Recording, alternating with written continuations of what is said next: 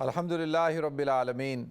والعاقبۃ للمتقین والصلاۃ والسلام علی اشرف الانبیاء والمرسلین وعلی آلہ وصحبہ اجمعین اما بعد فاعوذ باللہ السمیع العلیم من الشیطان الرجیم بسم اللہ الرحمن الرحیم کل نفس ذائقۃ الموت صدق اللہ العظیم اللہم صلی علی محمد وعلی آل محمد کما صلیت علی ابراہیم وعلی آل ابراہیم انک حمید مجید اللہم بارک علی محمد وعلی آل محمد کما بارکت علی ابراہیم وعلی آل ابراہیم انک حمید مجید رب اشرح لی صدری ویسر لی امری واحلل عقدۃ من لسانی یفقہوا قولی۔ محترم ناظرین کرام، بزرگان دین اور میری عزیز ماؤں بہنوں بھائیوں، السلام علیکم ورحمۃ اللہ وبرکاتہ۔ میں آپ کا میزبان عبدالوہاب آپ کو پروگرام گفتگو کے اندر خوش آمدید کرتا ہوں۔ ناظرین، واقعہ کربلا اور اس کے جو اسباب تھے، اس کے کیا محرکات تھے، اس حوالے سے گفتگو ہو رہی تھی۔ کل میں نے آپ حضرات کے سامنے حضور اکرم صلی اللہ علیہ وسلم اور پھر صحابہ کرام کی جو قربانیاں ہیں جو انہوں نے اقامت دین کے لیے دیں، اور ہم نے گفتگو کی حضور اکرم صلی اللہ علیہ وسلم کی سیرت کے حوالے سے، آپ کی جو جہد مسلسل تھی، آپ کے جو اسفار تھے، خاص طور پہ طائف کا سفر جو ایک دردناک سفر تھا۔ اس کے بعد جب اللہ کے رسول صلی اللہ علیہ وسلم مدینہ منورہ ہجرت کے تشریف لائے تو مدینہ منورہ کی زندگی، غزوہ بدر کے احوال اور احد کا دن حضور اکرم صلی اللہ علیہ وسلم پہ سب سے زیادہ غمگین دن تھا کہ اس دن 70 کے قریب صحابہ کرام شہید کر دیے گئے، جن میں سید الشہداء حضرت حمزہ رضی اللہ تعالیٰ عنہ، حضرت مصعب بن عمیر رضی اللہ تعالیٰ عنہ، یہ وہ حضرات تھے جو سابقون الاولون انصار اور مہاجر صحابہ تھے، جن سے اللہ تعالیٰ رضی اللہ عنہم ورضوا عنہ، جن سے اللہ راضی تھا اور وہ اللہ سے راضی تھے۔ تو وہ دن بہت ہی حضور اکرم صلی اللہ علیہ وسلم کے لیے، بلکہ پورے اہل مدینہ کے لیے، مسلمانوں کے لیے، مہاجر اور انصار صحابہ کے لیے بہت ہی ایک غمناک دن تھا، افسوسناک دن تھا، جس دن مدینہ کے ہر گھر کے اندر ایک شہید کا جنازہ رکھا ہوا تھا۔ ناظرین، وہ کوئی معمولی دن نہیں تھا، اور ایسا دن جو ہے اس شروع سے لے کے آخر تک مسلمانوں نے ایسا دن نہیں دیکھا، اور خود حضور اکرم صلی اللہ علیہ وسلم نے، تو لہذا اسی موقع پر پھر اللہ تعالیٰ نے مسلمانوں کو تسلی دینے کے لیے قرآن کی آیات کا نزول فرمایا، وَلَا تَحْسَبَنَّ الَّذِينَ قُتِلُوا فِي سَبِيلِ اللَّهِ أَمْوَاتٌ بَلْ أَحْيَاءٌ عِندَ رَبِّهِمْ يُرْزَقُونَ فَرِحِينَ بِمَا آتَاهُمُ اللَّهُ مِنْ فَضْلِهِ، کہ جو لوگ اللہ کے راستے میں مارے گئے ہیں ان کو آپ مردہ مت کہیں، بل احیاء، بلکہ وہ زندہ ہیں، عند ربہم یرزقون، ان کو ان کے رب کی طرف سے رزق دیا جاتا ہے، اور جو اللہ نے ان کو عطا کی ہے، فریحین بما آتاہم اللہ من فضل، اپنے فضل سے۔ تو یہ خوشخبری بشارت کن کے لیے تھی؟ ان لواحقین کے لیے تھی جو رشتہ دار تھے ان شہداء کے، کہ ان کو اللہ کی طرف سے ایک خوشخبری سنائی جا رہی ہے، اور جو اللہ تعالیٰ نے ان کو دیا ہے، کہا کہ خوشخبری سنا دیجئے، وَيَسْتَبْشِرُونَ بِمَا آتَاهُمُ اللَّهُ، کہ جو اللہ نے ان کو دیا ہے وہ اس کی طرف سے خوشخبری عطا فرمائے، اللہ تعالیٰ نے ان کو حیات ابدی عطا فرما دی ہے۔ تو لہذا ناظرین، یہ کوئی معمولی بات نہیں ہے، جو شہید کا جو مقام ہے یہ کوئی چھوٹا مقام نہیں ہے۔ تو لہذا ناظرین، وہ وقت بھی گزرا، اور پھر ہم فتح مکہ تک پہنچے، پھر حضرت ابوبکر صدیق رضی اللہ تعالیٰ عنہ کا زمانہ آیا۔ تو حضرت ابوبکر صدیق رضی اللہ تعالیٰ عنہ کے جو مسلمانوں پہ احسانات ہیں، جیسا کہ حضور اکرم صلی اللہ علیہ وسلم نے ارشاد فرمایا کہ میں اپنے ہر ساتھی کا احسان میں نے دنیا کے اندر اتار دیا، لیکن ابوبکر صدیق ایک ایسی شخصیت ہے، ایسے میرے ساتھی ہیں کہ جن کا احسان کل قیامت کے دن اللہ تعالیٰ اتاریں گے۔ حضرت عمر رضی اللہ تعالیٰ عنہ فرمایا کرتے تھے کہ میں ابو بکر کے احسانات کو اتار نہیں سکتا کہ جو انہوں نے احسانات اسلام پر اور مسلمانوں پر کیے اور مجھ پر کیے۔ تو لہذا کس طریقے سے انہوں نے حضور اکرم صلی اللہ علیہ وسلم کے دنیا سے تشریف لے جانے کے بعد معاملات کو سنبھال لیا، کنٹرول کر لیا، اور مانعین زکوٰۃ، مرتدین مسیلمہ کذاب، بڑے بڑے فتنے ان کو کچل کے رکھ دیا۔ تو لہذا ناظرین یہ حضرت ابوبکر صدیق رضی اللہ تعالیٰ عنہ، تو حضرت عمر رضی اللہ تعالیٰ عنہ، دیکھیں حضرت ابوبکر صدیق نے نامزد کیا کس کو؟ حضرت عمر رضی اللہ تعالیٰ عنہ کو، کہ میرے بعد جو ہے وہ حضرت عمر جو ہے وہ خلیفۃ المسلمین ہوں گے۔ اور حضرت ابوبکر صدیق رضی اللہ تعالیٰ عنہ کے صاحبزادے موجود تھے، حضرت عبد الرحمن بن ابی بکر بھی موجود تھے، اور عبداللہ بن ابی بکر بھی، محمد بن ابی بکر بھی موجود تھے، اور بھی صاحبزادے موجود تھے، لیکن آپ نے حضرت عمر رضی اللہ تعالیٰ عنہ کو نامزد کیا۔ جب حضرت معاویہ رضی اللہ تعالیٰ عنہ نے یزید کی ولی عہدی کی بیعت لینا شروع کی، تو اس وقت میں حضرت ابوبکر صدیق رضی اللہ تعالیٰ عنہ نے، جو ان کے صاحبزادے ہیں حضرت عبد الرحمن بن ابی بکر، انہوں نے جو مکالمہ کیا ہے، اس مکالمے کے اندر انہوں نے یہ حضرت معاویہ رضی اللہ تعالیٰ عنہ سے کہا کہ یہ آپ جو ایک سلسلہ شروع کر رہے ہیں، یہ سلسلہ تو اسلام کا نہیں ہے۔ حضور اکرم صلی اللہ علیہ وسلم نے اپنی زندگی کے اندر حضرت ابوبکر صدیق کو نماز کا امام بنایا، تو بعد میں صحابہ کرام نے فرمایا، حضرت عمر نے فرمایا کہ جن کو اللہ کے رسول صلی اللہ علیہ وسلم نے ہمارا نماز کا امام بنایا، دین کا امام بنایا، انہی کو ہم اپنی دنیا کا امام بھی بنائیں گے۔ انہوں نے صحابہ کرام کی ثوابدید پر چھوڑ دیا، لیکن ایک پیغام دے گئے کہ دیکھو یہ تمہارے امام ہیں۔ اور پھر حضرت ابوبکر صدیق رضی اللہ تعالیٰ عنہ نے حضرت عمر رضی اللہ تعالیٰ عنہ کا نام پیش کیا۔ پھر حضرت عمر رضی اللہ تعالیٰ عنہ کو جب شہید کر دیا گیا، جب آپ زخمی تھے اور آپ پہ حملہ ہو چکا تھا، آپ زخموں یعنی انہی زخموں کی وجہ سے آپ شہید ہوئے ہیں، تو آپ کے بیٹے حضرت عبداللہ ابن عمر موجود تھے، آپ نے ان کا نام نہیں لیا، اور آپ کو جب سجیسٹ کیا گیا، آپ کو مشورہ دیا گیا کہ حضرت عبداللہ ابن عمر کا نام، کہ آپ اپنے بعد ان کو خلیفہ نامزد کر دیں، تو انہوں نے کہا نہیں، میں عبداللہ ابن عمر کو کیسے خلیفہ نامزد کر سکتا ہوں کہ ان کو تو طلاق صحیح طریقے سے دینی نہیں آتی۔ تو لہذا اب دیکھیں انہوں نے اپنے صاحبزادے کو نامزد نہیں کیا۔ اور پھر جب حضرت عثمان، انہوں نے ایک شورا بنا دی جس کے اندر 6 لوگ تھے، حضرت عثمان رضی اللہ تعالیٰ عنہ، حضرت علی رضی اللہ تعالیٰ عنہ، حضرت طلحہ، حضرت زبیر، حضرت عبد الرحمن بن عوف اور حضرت سعد بن ابی وقاص۔ اور آپ نے کہا کہ بھئی تم لوگ جو ہے وہ آپس میں مشورہ کر کے اور کسی ایک کو جو ہے خلیفہ نامزد کر دینا۔ انہوں نے 6 لوگوں کو نامزد کر دیا، پھر انہوں نے 6 لوگوں کی جماعت نے طے کر کے حضرت عثمان رضی اللہ تعالیٰ عنہ کو خلیفہ بنایا۔ پھر حضرت عثمان رضی اللہ تعالیٰ عنہ کی شہادت کے بعد حضرت علی رضی اللہ تعالیٰ عنہ کو خلیفہ بنایا گیا، اور اس وقت میں امت کے اندر حضرت علی رضی اللہ تعالیٰ عنہ سے بڑھ کر کوئی بھی جو ہے شخصیت اتنی قابل قدر نہیں تھی، اور سب سے عظیم شخصیت اس وقت وہی تھے، تو لہذا ان کو خلیفہ بنا دیا گیا۔ اور حضرت علی رضی اللہ تعالیٰ عنہ نے جب آپ کو زخمی کر دیا گیا، تو آپ نے حضرت حسن رضی اللہ تعالیٰ عنہ کو جب کہا گیا کہ بھئی آپ نام پیش کریں، ان کو بنا دیں، تو آپ نے کہا کہ بھئی یہ اب تم پر میں چھوڑتا ہوں کہ تم لوگ جس کو مناسب سمجھو اس کو خلیفہ بناؤ۔ اور یہ پھر مسلمانوں نے حضرت حسن رضی اللہ تعالیٰ عنہ کے ہاتھ پر بیعت کی۔ تو لہذا کہا کہ یہ تو حضور اکرم صلی اللہ علیہ وسلم کا طریقہ، صحابہ کا طریقہ، خلفائے راشدین کا طریقہ کار تو یہ ہے، اور باپ کے بعد بیٹے کو نامزد کرنا، ولی عہدی کی بیعت لینا، یہ مسلمانوں کا طریقہ کار نہیں، یہ تو کیسر و کسریٰ کا طریقہ کار ہے۔ ان کے ہاں یہ ہوتا ہے کہ بادشاہ مر جائے تو اس کا بیٹا جو ہے وہ بادشاہ بن جاتا ہے۔ تو لہذا یہ پورا مکالمہ ہوا۔ تو اب دیکھیں حضرت عمر رضی اللہ تعالیٰ عنہ جو ہے وہ جب آپ نے پوری ایک جو 6 لوگوں کی ایک کابینہ تشکیل دے دی کہ ان میں سے آپ جو ہے کسی ایک کو اپنا خلیفہ بنا لیں، تو انہوں نے حضرت عثمان رضی اللہ تعالیٰ عنہ کو بنا لیا۔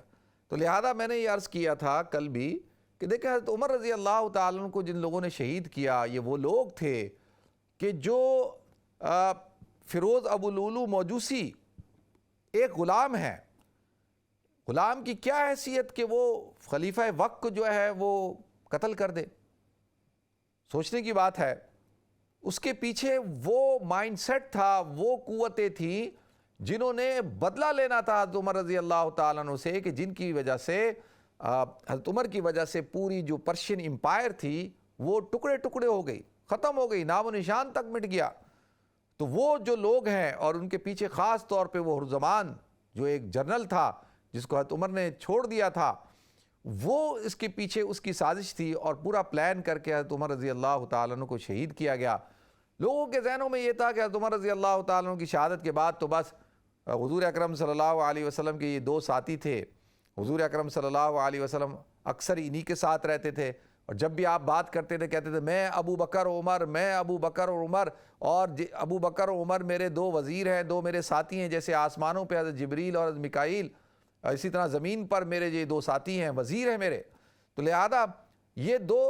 ساتھی تو حضور کے ساتھ ساتھ ہوتے تھے، بھئی ان کے بعد تو نام و نشان تک مٹ جائے گا مسلمانوں کا۔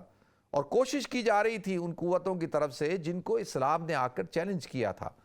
اسلام نے آ کر جن کی جو جیسے پرشین ہے 1000 سالہ ان کی جو امپائر تھی اس کو ختم کر دیا تھا۔ اسی طریقے سے مشرکین مکہ جو کسٹوڈین تھے بیت اللہ کے، اور جو ایک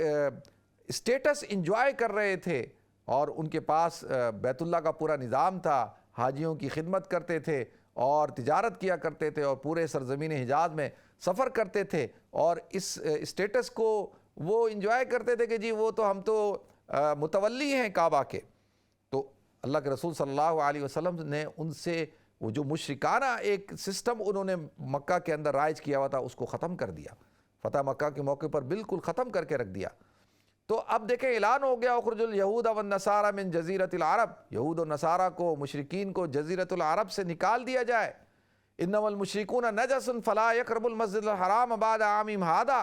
قرآن کی یہ آیت نازل ہو گئی۔ اب دیکھیں یہ ساری قوتیں ہیں ناظرین جو اسلام کے خلاف ہیں، جو چاہتی ہیں کہ اسلام کی عمارت کو جو ہے وہ ڈھا دیا جائے، اسلام کو نقصان پہنچایا جائے۔ اب حضرت عثمان رضی اللہ تعالیٰ عنہ خلیفہ بنتے ہیں۔ حضرت عثمان رضی اللہ تعالیٰ عنہ کا جو دور ہے شروع کے 10 سال تو وہی تسلسل ہے۔ حضرت عمر رضی اللہ تعالیٰ عنہ کی فتوحات کا، اسلام کہاں تک پہنچتا ہے، یورپ تک، قبرص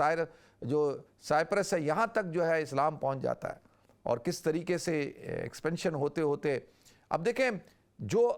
آخری 2 سال ہیں ان کے اندر سبائی ٹولہ عبداللہ ابن سبا جو یہودی النسل تھا، جو اب ظاہراً مسلمان تھا لیکن منافق تھا، اس کو پلان کیا گیا، اور اس نے باقاعدہ پلاننگ کے تحت ایک سازش کھڑی کی اور پروپوگنڈا کرنا شروع کیا، اور وہ پرانی عصبیت جو بنو ہاشم اور بنو امیہ کی تھی، کیونکہ حضور اکرم صلی اللہ علیہ وسلم کا تعلق جو ہے قبیلہ بنو ہاشم سے تھا، اور حضرت ابوبکر صدیق کا قبیلہ بنو عتی سے تھا، حضرت عمر کا بنو عدی سے تھا، لیکن حضرت عثمان رضی اللہ تعالیٰ عنہ کا تعلق جو تھا وہ بنو امیہ سے تھا۔ تو لہذا بنو امیہ اور بنو ہاشم کی آپس میں چپکلش چلتی رہتی تھی، مقابلہ بازی ہوتی رہتی تھی، جیسے ہوتا ہے 2 بڑے خاندانوں کے درمیان ہوتی ہے۔ اور یہ بنو امیہ جو تھے یہ اہل سیاست تھے، اہل اقتدار تھے، ان کے ہاں بڑے بڑے جو ہے وہ سردار تھے، جیسے ابو سفیان، حضرت عثمان، حضرت معاویہ کے والد محترم، اور حضرت معاویہ کے والد، اسی طرح حضرت معاویہ رضی اللہ عنہ کے بڑے جو بھائی ہیں، اسی طریقے سے بڑے بڑے سردار تھے ان کے اندر، کیونکہ حکومت جو ہے سیاست ان کے پاس تھی۔ تو لہذا اب وہ عصبیت کو کھڑا کیا گیا، عصبیت جو ہے عربوں کے اندر، بلکہ اگر میں یہ کہوں کہ عصبیت تو انسان کے مزاج کے اندر ہوتی ہے، اس لیے اللہ کے رسول صلی اللہ علیہ وسلم نے ارشاد فرمایا لا عصبیت فی الاسلام، اسلام کے اندر عصبیت نہیں ہے۔ دیکھیں نا، اب ایک شخص ہے، آپ کہتے ہیں کہ جی ہمارا نکاح یہ مولوی پڑھائے، ہمارے بچوں کو قرآن یہ پڑھائے، ہمارا بچہ پیدا ہو اس کے کان میں اذان یہ دے، ہمارے بچے کی تحنیک یہ کرے، اسی طریقے سے جب ہمارا بچہ قرآن پڑھے تو اس سے پڑھے، ہمارے گھر ہم نیا گھر لیں تو اس سے دعا کرائیں، دکان بنائیں تو اس سے دعا کرائیں، نیا کاروبار شروع کریں تو اس سے، شادی کے موقع پر نکاح اس سے پڑھوائیں، اور آپ دیکھیں یہاں تک کہ جی جب مر جائیں تو جی ہمارے میت کو غسل یہ دیں، ہمارا جنازہ یہ پڑھائیں، ہمارا ختم یہ کروائیں، لیکن جب وہی مولوی الیکشن میں کھڑا ہو جائے تو اس کو ووٹ نہیں دیں گے، ووٹ دیں گے اپنی برادری کے سے، جو برادری ہے اس کو ووٹ دیں گے، پتہ ہوگا کہ یہ برادری کا بندہ جو ہے وہ چور ہے، ڈاکو ہے، کرپٹ ہے، بدمعاش ہے، لیکن کیا کریں جی برادری ہے، برادری کا ہے۔ تو ہمارے ہاں آپ دیکھیں الیکشن سارے ہوتے ہیں برادری بیسس کے اوپر، تو یہ تو ہر سوسائٹی کے اندر ہے۔ تو عربوں کے اندر یہ بہت زیادہ بات ہے کہ یہ میرے قبیلے کا ہے، یہ میرا ہمارے یہ قوم کا ہے، تو اس پروپوگنڈے کو شروع کر دیا گیا،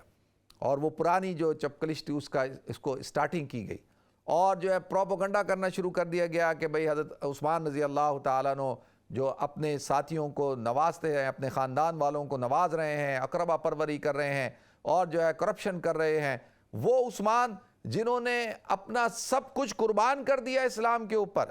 جنہوں نے جو ہے سارا مال دولت ہر چیز قربان کی، ان کے اوپر الزامات لگانا شروع ہو گئے۔ دیکھیں ناظرین، دنیا کے اندر سب سے آسان کام کیا ہوتا ہے؟ الزام لگانا۔ آپ کسی کے اوپر الزام لگا دیں، لوگ بغیر تحقیق کے اس کو قبول کرتے ہیں اور اس کو مان لیتے ہیں۔ بڑی آسانی کے ساتھ دنیا کے اندر دو قسم کے الزامات لگائے جاتے ہیں۔ ایک کیا کہ یہ کرپٹ ہے، کرپشن کا الزام لگا دیا جائے گا، اور اگر دیندار آدمی ہوگا تو اس کے کریکٹر کے اوپر حملہ کیا جائے گا، اس کے اخلاق کے اوپر حملہ کیا جائے گا، اور اس کے کہا جائے گا کہ اس کا کریکٹر ٹھیک نہیں ہے، اس کے اخلاق ٹھیک نہیں ہے، اس کا تعلق ہے اور عورتوں کے ساتھ۔ اس قسم کے الزامات لگائے جائیں گے اور لوگ جو ہے وہ قبول کر لیتے ہیں۔ لوگوں کا کیا، عوام تو جو ہے وہ عوام ہوتی ہے، عوام تو وہ پروپیگنڈے کا شکار ہو جاتی ہے۔ تو پروپیگنڈے کا طریقہ کار کیا تھا کہ دمشق کے اندر پروپیگنڈا کیا جائے، کوفہ کے گورنر کے خلاف کوفہ میں کیا جائے، ایجپٹ کے گورنر کے خلاف ایجپٹ میں کیا جائے، مدینہ کے گورنر کے خلاف مدینہ میں کیا جائے، مکہ کے گورنر کے خلاف، اس علاقے کے گورنر کے خلاف پروپیگنڈا دوسرے علاقے میں کیا جائے، اپنے علاقے میں نہ کیا جائے۔ کیونکہ جب آپ اپنے علاقے کے اندر جب کسی کے اوپر آپ کو الزام لگاتے ہیں تو لوگ کہتے ہیں نہیں یہ بات تو ٹھیک نہیں ہے، یہ کیسے ہو سکتا ہے کہ تم کہہ رہے ہو کہ ہمارا جو ہے وہ امیر ٹھیک خراب آدمی، ہمارا امیر تو اچھا آدمی ہے، ہم تو اس کو پرسنلی جانتے ہیں۔ دیکھیں نا، حضور اکرم صلی اللہ علیہ وسلم کی میں ایک مثال دے رہا ہوں کہ انسان کی جو امانت داری کی، دیانت داری کی جو شہادت ہے، وہ تین شخصیات ہیں جو انسان کی دیانت داری کی اگر ضمانت دیں اور گواہی دیں، شہادت دیں، تو آدمی کہتا ہے ہاں یار یہ شخص جو ہے حقیقتاً نیک اور صالح ہے، ایماندار اور دیانت دار ہے۔ سب سے پہلا کون ہوگا؟ جو آپ کا دوست ہوگا۔ جو دوست ہوتا ہے اس کو سب کچھ پتا ہوتا ہے، وہ ایک ایک چیز جانتا ہے اپنے دوست کے بارے میں کہ میرا دوست کتنا دیندار ہے، کتنا ایماندار ہے، کتنا اخلاق کا اچھا ہے۔ تو اب آپ دیکھیں کہ حضور اکرم صلی اللہ علیہ وسلم کی دیانت داری کی ضمانت کون دے رہا ہے؟ آپ کے دوست حضرت ابوبکر صدیق رضی اللہ تعالیٰ۔ اور حضرت علی کو آپ نے پالا، حضرت علی آپ کے بیٹوں کی طرح ہے، حضرت علی ضمانت دے رہے ہیں۔ اور حضرت انس جو آپ کے خادم خاص ہیں وہ ضمانت دے رہے ہیں۔ جو آپ کا نوکر ہوگا اس کو پتا ہوگا کہ میرا جو باس ہے اس کی کیا حالت ہے، یہ کس قسم کا آدمی ہے۔ اور دوسرے نمبر پہ آپ دیکھیں آپ کی جو ہے وہ اہلیہ محترمہ، اگر اہلیہ محترمہ اگر جو ہے وہ گواہی دے دے نا کسی کی بیوی کہے کہ میرا شوہر نیک آدمی ہے اور صالح آدمی ہے، دیانت دار ہے، ایماندار ہے، نیک ہے، متقی پرہیزگار ہے، تو بس پھر وہ حقیقتاً اللہ کا ولی ہے۔ اور حضور اکرم صلی اللہ علیہ وسلم کی ضمانت کون دے رہا ہے؟ آپ کی ضمانت جو ہے آپ کی ازواج مطہرات اور حضرت خدیجہ الکبریٰ رضی اللہ تعالیٰ عنہ۔ اسی طریقے سے پھر آپ کا خاندان ہے، خاندان کے لوگوں کو بھی پتہ ہوتا ہے کہ آپ کے قبیلے کو بھی پتہ ہوتا ہے، آپ کے علاقے والوں کو بھی پتہ ہوتا ہے کہ یہ شخص کتنا دیندار ہے۔ تو لہذا یہ پروپیگنڈے کا طریقہ کار اختیار کیا گیا کہ اس علاقے کے اندر پروپیگنڈا نہیں کرنا، دوسرے علاقے کے اندر کرنا ہے۔ اب ایک شورش برپا کی گئی، اور ایسی شورش برپا کی گئی کہ آپ دیکھیں کہ حضرت عثمان رضی اللہ تعالیٰ عنہ کو مدینہ منورہ کے اندر خلافت ہوتے ہوئے بادشاہ وقت ہیں، خلیفہ وقت ہیں، طاقت ہے، اختیار ہے، سب کچھ ہے، فوج ہے، سب کچھ ہے، لیکن آپ نے مظلوماً شہید ہونا گوارا کر لیا، لیکن آپ نے جو ہے وہ مسلمانوں کے درمیان جو ہے خون ریزی نہیں ہونے دی۔ آپ نے کہا نہیں، میں نہیں چاہتا کہ میں وجہ بنوں، سبب بنوں مسلمانوں کے درمیان آپس میں خانہ جنگی کا۔ میں نہیں چاہتا کہ میری وجہ سے مسجد نبوی کی اور مدینہ منورہ کی حرمت پہ کوئی حرف آئے۔ تو لہذا دیکھیں یہ کتنے عظیم لوگ تھے کہ انہوں نے اپنی جان کی قربانی دے دی۔ حضرت سیدنا حضرت عثمان رضی اللہ تعالیٰ عنہ کی آپ شہادت پڑھیں، میں کئی دفعہ واقعہ بیان کر چکا ہوں کہ کس طریقے سے مظلومانہ طریقے پر ان کو شہید کیا گیا۔ تو لہذا یہ جو شہادتیں تھی ناظرین، یہ اقامت دین کے لیے تھی۔ پھر یہاں حضرت عثمان کی شہادت کے بعد پھر واقعات الگ موڑ اختیار کرتے ہیں۔ حضرت علی رضی اللہ تعالیٰ عنہ جو ہے وہ خلیفۃ المسلمین، آپ بیعت لیتے ہیں۔ حضرت معاویہ رضی اللہ تعالیٰ عنہ جو کہ صحابی رسول ہیں، حضور اکرم صلی اللہ علیہ وسلم کے برادر ان لا ہیں، خال المسلمین ہیں، کاتب وحی ہیں، جلیل القدر صحابی ہیں، آپ شام کے گورنر ہیں، پورا سرزمین شام کے آپ جو ہے وہ حاکم ہیں۔ اب آپ کیونکہ آپ کا تعلق بنو امیہ سے، آپ حضرت علی رضی اللہ تعالیٰ سے کہتے ہیں کہ میں آپ کی بیعت جب کروں گا جب آپ حضرت عثمان رضی اللہ تعالیٰ عنہ کے قاتلوں سے بدلہ لیں گے۔ حضرت علی رضی اللہ تعالیٰ کا موقف یہ ہے کہ پہلے آپ میرے ہاتھ پر بیعت کریں، پھر جو ہے وہ ہم مل کر بدلہ لیں گے۔ اب دیکھیں اہل سنت والجماعت کا موقف ہے الصحابہ کلہم عدول، سارے صحابہ عادل ہیں، اور حضرت علی رضی اللہ تعالیٰ کا موقف ٹھیک ہے، وہ بالکل صحیح ان کی بات ہے کہ بھئی آپ بیعت کریں پھر لیتے ہیں۔ کیونکہ میرے لیے کیسے ممکن ہے کہ کوفہ کے اندر 10,000 لوگوں نے اعلان کر دیا کہ جی ہم نے حضرت عثمان کو قتل کیا ہے، تو اب 10,000 لوگوں سے بدلہ لیا جائے گا کیسے؟ یہ تو پوری ایک جنگ چھڑ جائے گی۔ تو لہذا ایک پوری دیکھیں یہ سبائی ٹولہ جو تھا، جو سبائی ٹولہ جس نے کوشش کی، لوگ یہ کہتے ہیں کہ عبداللہ ابن سبا ایک شخص ہے، ایک شخص جو ہے وہ کیسے یہ اتنا بڑا کام کر سکتا ہے۔ دیکھیں ایک ہی شخص ہوتا ہے جو فساد کی جڑ ہوتا ہے، اور وہی جو ہے وہ پورے نظام کو بدل کے رکھ دیتا ہے۔ یہ جو سینٹ پال تھا، حضرت عیسیٰ علیہ السلام کا جو ساری زندگی مخالف رہا، مرنے کے بعد جو ہے وہ ان کا حواری بن گیا، اور اس نے جو ہے پوری کرسچینٹی کو جو ہے وہ بدل کے رکھ دیا۔ اس نے جو ہے وہ اوتار کا ایک نظریہ کھڑا کر دیا، اور وہی نظریہ حضرت علی رضی اللہ تعالیٰ کے بارے میں کھڑا کیا گیا کہ حضرت علی جو ہے وہ اوتار ہیں، ہر نبی کا ایک وصی ہوتا ہے، حضور اکرم صلی اللہ علیہ وسلم کے وصی حضرت علی ہیں، اور حضرت علی جو ہے وہ کیا ہے، وہ اوتار یعنی خدا ہیں۔ تو ایک طبقہ ایسا کہنا شروع ہو گیا۔ دیکھیں باقاعدہ حضرت علی رضی اللہ تعالیٰ نے ان کو سزا دی ہے، اور جب ان کو سزا دی اور ان کے خلاف جنگ کی ہے، تو اب دیکھیں یہ وہ گروپ تھے جنہوں نے جو ہے وہ اسلام کے اندر جو ہے وہ شرازہ بندی کی، فرقہ واریت کو ہوا دی، اور ایک فرقہ کھڑا ہو گیا۔ دیکھیں ایک گروپ علیحدہ ہو گیا جس کو خوارج کہا جاتا ہے۔ خوارج وہ تھے کہ جب جنگ صفین، جنگ جمل ہو گئی، ہزاروں مسلمان، 90,000 مسلمان جو ہے جانبین سے شہید ہو گیا۔ اب آپ مجھے بتائیں کہ کتنا بڑا جو سانحہ ہے کہ مسلمان آپس میں دست و گریبان ہیں، اور فائنلی جب صلح کی بات ہوتی ہے، اور حضرت معاویہ رضی اللہ تعالیٰ عنہ کی طرف سے حضرت عمر بن عاص، اور حضرت علی رضی اللہ تعالیٰ عنہ کی طرف سے حضرت ابو موسیٰ اشعری رضی اللہ تعالیٰ عنہ کو حکم بنایا جاتا ہے کہ بھئی فیصلہ کرو، تو وہ ایک گروپ کھڑا ہو جاتا ہے، وہ کہتا ہے بھئی کیسے آپ نے ان کو حکم بنایا؟ ان الحکم الا للہ، حکم تو اللہ کا چلے گا، فیصلہ تو اللہ کا چلے گا، قرآن فیصلہ کرے گا۔ بھئی فیصلہ قرآن تو کرے گا، لیکن اس قرآن کو پڑھے گا کون؟ بھئی پڑھ کے انسان ہی فیصلہ کرے گا نا۔ اب انہوں نے کیا کیا، ایک نیا فتنہ کھڑا کر دیا، اور ان کو کہا جاتا ہے خوارج۔ اب وہ حضرت علی کی جماعت سے بھی نکل گئے، اور ان کو اسی نکلنے کی وجہ سے خوارج کہا جاتا ہے، اور ایک گروپ اس وقت میں کھڑا ہو گیا جس کو شیعان علی کہا جاتا ہے۔ تو لہذا ناظرین اب یہ دیکھیں فرقہ واریت شروع ہو گئی ہے، اور خوارج کے خلاف حضرت علی رضی اللہ تعالیٰ عنہ نے جنگ کی ہے، جنگ نہروان۔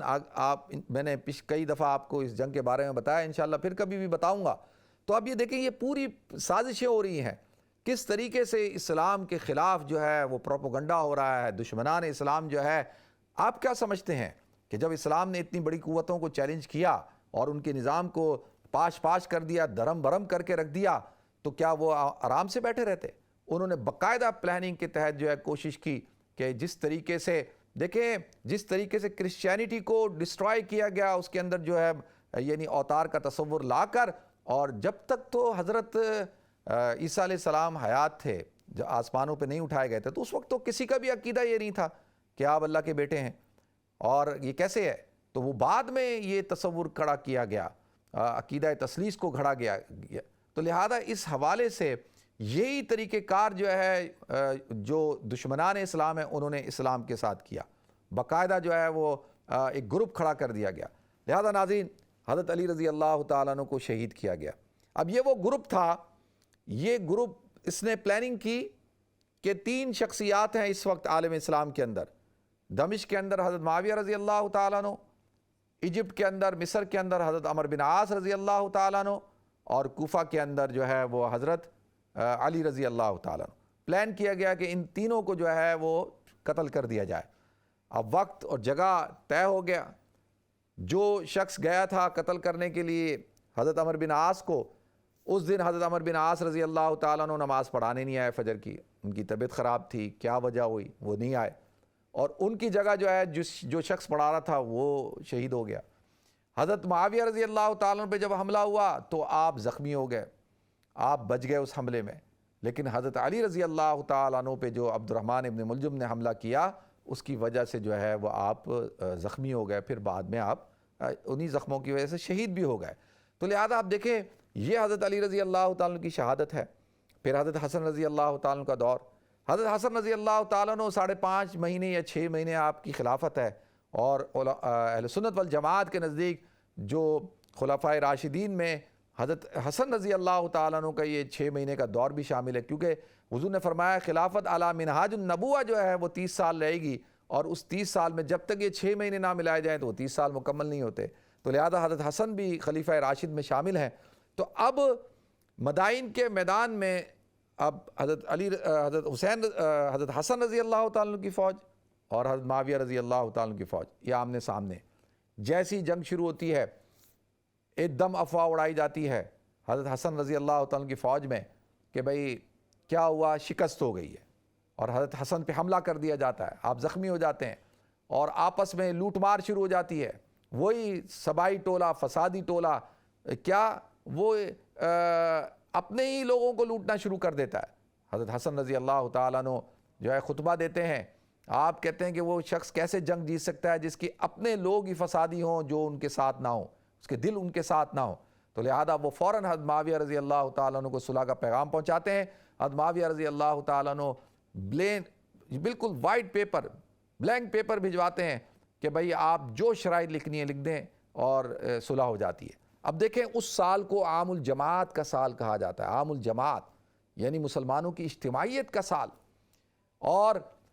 جو دشمنان اسلام ہیں یہ سبائی ٹولہ جنہوں نے حضرت علی کو، حضرت عثمان کو شہید کیا، جنہوں نے حضرت علی رضی اللہ تعالیٰ عنہ کو شہید کیا، حضرت علی کے ساتھ بے وفائی کی، اور جنہوں نے حضرت حسن رضی اللہ تعالیٰ عنہ کے ساتھ بے وفائی کی، یہ وہی ٹولہ ہے کہ جس نے حضرت حسین رضی اللہ تعالیٰ عنہ کے ساتھ بھی بے وفائی کی۔ اب دیکھیں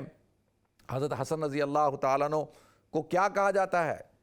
یعنی تانے دیے جاتے ہیں، یہ کہا جاتا ہے یا عار المسلمین، یا مذل المسلمین، اے مسلمانوں کو عار دلانے والے، مسلمانوں کو ذلیل کرنے والے،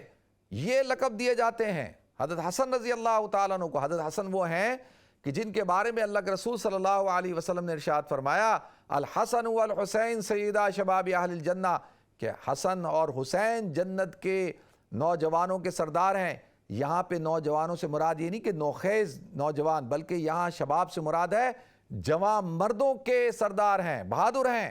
اللہ تعالیٰ نے حضرت حسن کو وہ صفات عطا فرمائی تھی کہ جو حضور اکرم صلی اللہ علیہ وسلم نے ارشاد فرمایا کہ حسن میرا بیٹا ہے، یہ میرا بیٹا سردار ہے، اس لیے سردار ہے کہ یہ امت کے 2 گروہوں کے درمیان جو ہے وہ صلح کروائے گا۔